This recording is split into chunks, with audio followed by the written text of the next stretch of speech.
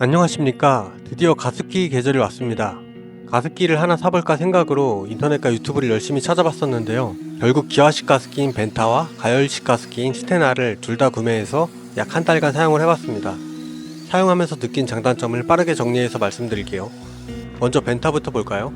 첫 번째 장점은 목표 습도 설정이 가능한 부분인데요. 방안을 원하는 습도로 설정하고 유지시키는 것이 가능합니다. 저는 60%로 설정하고 사용하고 있는데요. 설정하는 방법도 직관적이고 목표 습도보다 낮아지면 바로바로 잘 동작합니다.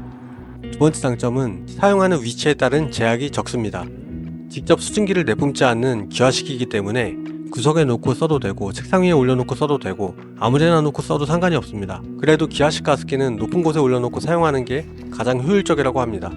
그리고 장점 세 번째, 벤타는 먼지를 빨아들이는 공기청정기 역할도 어느 정도 하는데요. 그래서인지 제조사에서는 에어워셔라고 합니다. 말 그대로 공기를 빨아들여 물 묻은 필터를 적시는 방식이기 때문에 공기와 함께 있던 먼지들이 가습기 내부 수조에 가라앉게 되죠. 물을 교체할 때 꽤 많은 양의 먼지들이 수조에 떠 있는 것을 확인할 수 있었어요. 네 번째 장점은 단순한 구조와 안전성인데요. 수조, 필터, 팬이 전부인 아주 단순한 구조입니다.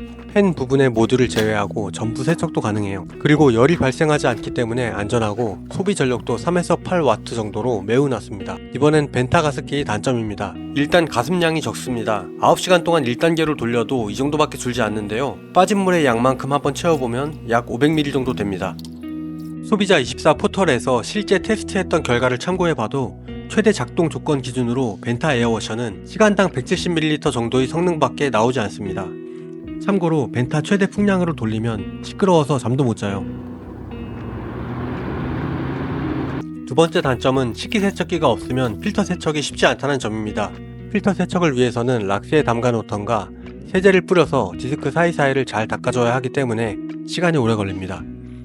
자주 세척하지 않으면 걸레 냄새도 난다고 하니 최소 2주에 한 번은 세척이 필요합니다. 저는 삼성 식기세척기 유리잠 모드를 이용해서 편리하게 세척을 하고 있습니다. 식기세척기 이용 시 열풍 건조는 디스크의 변형을 일으킬 수 있으니 사용하지 마세요. 그리고 세 번째 단점입니다. 가습기를 틀어놓으면 방 안에 공기의 흐름이 발생합니다. 그래서인지 우풍이 들어오는 듯한 분위기를 만들어서 확실히 방 안이 춥게 느껴집니다. 그리고 이건 개인적인 취향 문제인데 디자인과 소재가 가격 대비 예쁘거나 고급스럽지는 않다고 생각합니다. 재질부터 약간 레트로한 느낌의 플라스틱이고 전반적인 구조 자체도 고급스러움과는 거리가 멀어 보입니다. 쓰다 보면 팬에서 신경 쓰이는 소음이 날 때도 있는데 열어서 팬을 좀 눌러주면 없어집니다. 벤타의 장단점은 이 정도고 스테나의 장단점도 한번 얘기해 볼게요. 첫 번째 장점은 스테나는 가열식 가습기입니다. 말 그대로 물을 끓여서 수증기로 습도를 높이는 방식이다 보니 배출되는 뜨거운 수증기만큼 방이 따뜻해집니다. 뜨거운 수증기로 직접 공기를 데우기 때문에 겨울철 방안을 따뜻하게 유지시킬 수 있고 빠르게 방안의 습도를 높이는 것이 가능해요. 제품 설명 기준으로 4단계 사용 시 시간당 600ml 가습이 가능하다고 하는데요. 엄청난 양이죠? 1단계도 시간당 150ml의 가습량을 보여줍니다. 실제 사용 중에도 많은 양의 수증기가 나오는 것을 눈으로 직접 확인할 수 있었어요. 두 번째 장점은 세척이 쉽다는 점인데요. 며칠에 한 번씩 물로 씻어주는 것만으로도 충분합니다. 저희 경우에는 항상 수돗물을 썼음에도 석회나 이물질이 생기진 않았어요. 이건 사는 지역의 수돗물 성분에 따라서 다른 부분인데요. 석회가 생기는 경우에는 구연산을 넣고 클린 모드를 동작시키면 30분 만에 깔끔하게 없어진다고 합니다. 세 번째 장점은 디자인입니다. 보시다시피 실내 인테리어를 해치지 않는 모나지 않은 디자인을 하고 있어요. 쉽게 넘어지지 않을 것 같은 사다리꼴 원통 모양을 하고 있어서 안전해 보이고 뚜껑도 돌려서 여는 방식의 차일드락 기능도 있어서 아이들의 접근에도 비교적 안전합니다.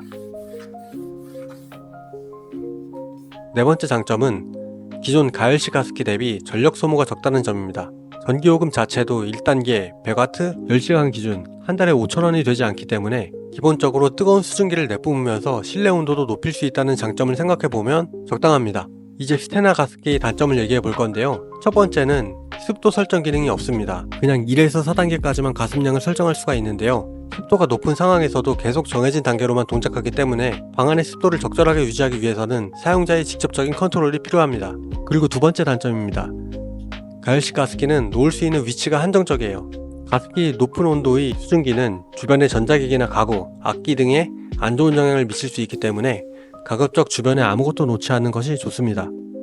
물 끓는 소음도 단점이라고 할 수 있는데요. 4단계로 하면 꽤 시끄럽고 1단계의 경우는 신경 쓸 정도는 아니에요. 개인적으로는 수면에 지장이 없었습니다. 이상 벤타와 스테나 가습기 장단점을 정리해 봤는데요. 표로도 정리해 봤습니다. 두 종류의 가습기가 장단점이 확실해서 고민하시는 분들에게 도움이 되었으면 좋겠습니다. 저는 둘 다 구매했기 때문에 이젠 고민은 없습니다. 하나를 선택하라면 저는 벤타를 선택할 것 같아요.